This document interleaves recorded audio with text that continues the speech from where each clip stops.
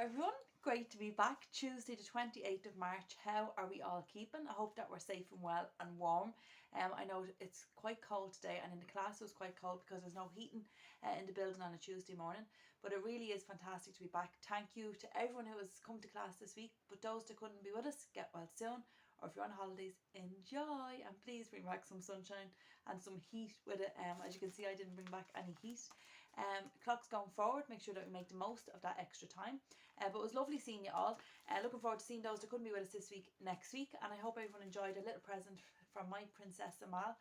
It was just a little token for being away and for taking 2 weeks holidays, and I've no more holidays planned, I promise. So we're all doing fantastic. If we haven't had a great week, or if we felt that we weren't just able to come to class this week because we couldn't face the scales, that's absolutely fine. But next week we're going to face it, and we're going to face it together, okay? There's no judgment. You know that I'm here to support you. And if we keep on dodging the scales, unfortunately it's going to keep going up, okay? So remember that this is your support network. I am here non-judgmentally to support you and to get you back on track if we have fallen off track. Those that have lost weight, fantastic. Keep your mojo going. It's hard to keep the mojo going. We're going to have weeks where it's going to come and go, and that's okay. Roll with it, because that is part, of our journey. And we're still doing our raffle, and as well, just in case anyone missed it in class, the HSE have allowed to easing off a mask in class. So if you wish to wear a mask, it's a personal choice, but it's no more, let's say, mandatory in that setting. But obviously still to keep each other safe, and if we have symptoms, not to come to class, and just to let me know. But how to restore your energy is this week's talk. Sometimes we don't even realise that our energy is low. It was like when I got to Tunisia on the first day, and I went out onto the balcony after nearly a whole day of travelling. And I went out, and this feeling came over me, and I said to Sam, this is exactly what I needed. The sea was in front of me, the blue sky was above me, and it was only then that I realised I needed that break. Before that I would have said, no, I'm absolutely fine. Like, sure, I was after having weeks off from maternity, and I felt okay. It's just that travelling with 2 kids I thought it was going to be more stressful than what it was, but it wasn't. It was an absolute doddle. They were fine. It was more distress from me. But to restore your energy, sometimes we're just running on empty, and we might not even really realise it. Most of us don't let the phones run on empty, and if we do, we leave the house to charge. We might have a charger in the car. Where we're going, maybe a hospital appointment, doctor's appointment, you could be coming to class, you might say, is it okay just to plug in my charger here to make sure there's a bit of life in the phone in case you need it? So why are we not doing that to ourselves, to our own mental and physical health? A couple of pointers. One is to focus on your actions versus others' words. So like that, over the weekend, I got a chance to send everyone their personal text. Everyone gets their personal text every week anyway. But that personal text was a specific weight loss plan for you for the month of April. I know your circumstances. I know the current weight. I know what's doable in the month of April. That's why everyone's plan would have been different. So most of you said, that's brilliant. That's exactly what I needed. I'm up for the challenge. So we've talked about it. So now let's act on it. So focus on your actions versus others' words. Sometimes what others' words means there is, we might have a few or one person that will say, you're always on a program, I'm sick of hearing about you on a program, will you ever live, will you ever eat and drink what you want? And that can put us on the back burner, and we say, yeah, well, I always am, and I've never lost weight, and it's quite a negative spiral. So focus on your actions, okay? So remember, if you can dream it, you can achieve it. Okay. Number 2 then is create new boundaries when necessary. When we set boundaries, generally we're in a very strong place mindset wise, and that boundary is there. It's like an invisible line that's there in front of us. The way the runners in a race have their line, so whoever's first through knows that they're the winner of the race. For us, our boundaries is that invisible line that maybe only us know about, but we let that line keep coming back on ourselves rather than being strong and maybe pushing the boundary line the other way. And it did happen to me like that. We'd only come back after travelling all day, and my brother wanted to come over and see the kids, and straight away I said yes, because I understood that he missed them. But I had loads of stuff to do that didn't necessarily have to be done there and then, but like wash and change the beds, everything else like that you generally do when you come back from holidays. And I knew if he had to come over, it would have probably set me back by about 3 days, because with the funeral over the weekend, trying to just regroup, get the food shop in, life's things. And I had myself in an awful tizzy, because I said, Sam, why am I have to saying yes? I have this, that and the other to do. And Sam said, just ring him. So when I rang him, I think I was shaking ringing him, and he said, yeah, that's no problem, sis, I'll see you tomorrow, give us a shout what time suits you tomorrow. And everything was grand. But I'd already put boundaries in place a long time, even before I went on holidays. But I was going soft and loud. Like, that's a very simple example, but sometimes that's what can happen, is that we let the boundaries come back rather than, as I said, pushing them the other way. Number 3 then is experience things, places and people. So find your happy place, wherever that might be. And for me, I'm going to try new things, like going to the beach. I wouldn't normally be a beach person. I'm not a lover of sand, but when you have kids, the way things can change. Places as well. Giant's Causeway is going to be on the bucket list. Is on the bucket list, I should say. And people. So like that, experience things, experience new things, maybe new groups, new places that you want to be.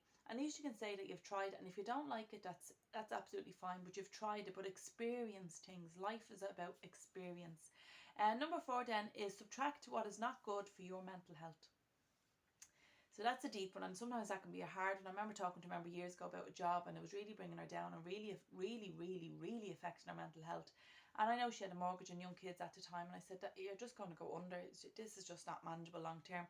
And when I met her recently, she said it was the best advice I ever got. She said it was a hard one to go and retrain and different things, but she'd done it. She's in a much better place, a totally different person to even speak to. But we have to subtract what's not good for our mental health, because our mental health will affect everything. It'll affect our physical health, will affect our personal relationships. It has that ripple effect. So you just have to make that choice, and sometimes we have to subtract people that might be quite toxic in our life, that is affecting our mental health. And that's a big one. So I'm not saying that straight off the cuff. That's a personal decision that we have to make, but you have to mind you. Really important, not to allow yourself on empty. Number 5 then is create a daily gratitude list. So what we're grateful for. I always remember being in my 20s and going through a big thing at the time, and my mum said to me, it will pass, and there's always someone much worse off than us. Now at that time, maybe it was age related, I didn't get that, because at that time I couldn't think of anyone else. I was quite selfish in that moment. How could anyone else be worse off than me? My life was falling apart. But that's the daily gratitude list. What you're grateful for. 3 things is usually what I do in the morning of that, what I'm grateful for. Health can be in there, your kids being well, your grandkids being well, a roof overhead, food in the fridge. Those simple things that some people, they just don't have that, unfortunately. So what we're grateful for, and it'll set us up for today, that positive attitude, and maybe to write it down. I find it better than keeping notes on the phone. I always prefer the physical note. Maybe keep it in a jar, read the positive notes at the end of the month, or maybe at the end of the year. Number 6 then is protect your sleep and your rest. That's really important.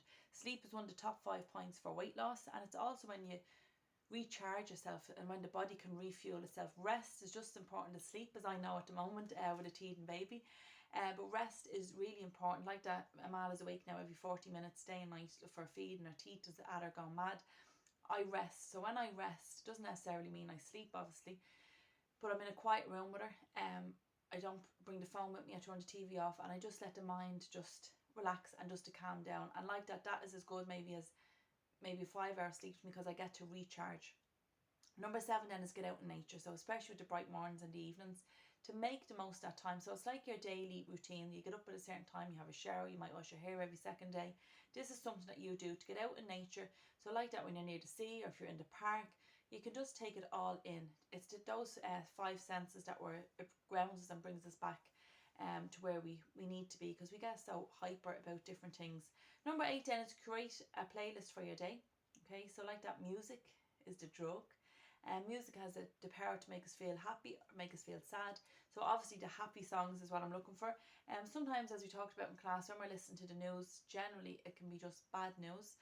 And again, that can set the tone for a day. Obviously I'm encouraging you to be educated about what's happening in the world and in news, but sometimes maybe the time of day, to have the playlist, because that will set you up for the day. And most people now, you see earphones is in. I was surprised travelling last week and flying over to Tunisia how many people, the majority of people, I would say 99%, myself and Sam was probably the 1% that didn't have headphones in. Number 9 then is to hydrate your body. Really important. If you don't hydrate your body by drinking your 2 litres of water a day, the body starts taking water, H2O, from other places, mainly from the brain, because that's where the most water is in the body. That's where the headaches set in. You start feeling drowsy, you start feeling hungry. All that is in there. When you start feeling thirsty, that's the last stage of dehydration. So really make sure we're working on that one, folks. Number 10 then is hold space in your day for stillness, for that quiet. Okay, sometimes what I'll do is when I pull up in the car, I'll just stay there for 2 or 3 minutes just to regroup, just take in what happened in the day before maybe we go in and tackle the family, tackle the kids. It just gives you that chance just to catch your breath. Okay, but stillness is important. When I started this business 13 years ago, I remember something similar in a talk, and the information was to maybe to do it once a month or once a week. Now it's there daily. That's how important it is, but how fast paced the world has gone, that everything is go, go, go. If we sit, we feel guilty, we feel we should be up and doing something. Number 11 then is nurture and act on what brings you joy. So what makes you happy is really important. What makes you that feel good factor, nurture that, like nurturing a relationship, whether it's platonic or not. Both people have to invest the same time, the energy, invest in that, but to nurture and act on what brings you joy and to do it more often. Okay, that's really, really important, and it's something that I really learned from the holiday. There was an awful lot of gaslighting going on. I respect myself enough to remove myself from the situation, but at point number 11, I really know that I have to nurture, I have to do what's good for me, what brings me joy, rather than I'll go here because that makes such and such happy, or we'll have coffee there because that makes such and such happy, even though that might not make you happy. Number 12 then is to be mindful, so to be in that moment. Sometimes we can even be sitting in class. I've done it before. Instead of sitting in the class thinking what I have to do on the way home, I have to go to the bank, to post office, you're mapping out your route on the way home, what you have to do tomorrow, and it's all about go, go, go, keep going, go, go, go. But be mindful, be present, be in the moment. So especially when we're eating, if you find that we're picking when the hand goes out, a good tip that one of the members gave me, I normally give the elastic band tip, is a little black dot on your hand, and that will remind you to be back in the moment. Your little motto for this week is, because the video is just about over, the energy of the mind is the essence of life. So it's a deep one. So have a good one, folks. Have a great week, and I'll be in touch. And big hugs and kisses. Mwah!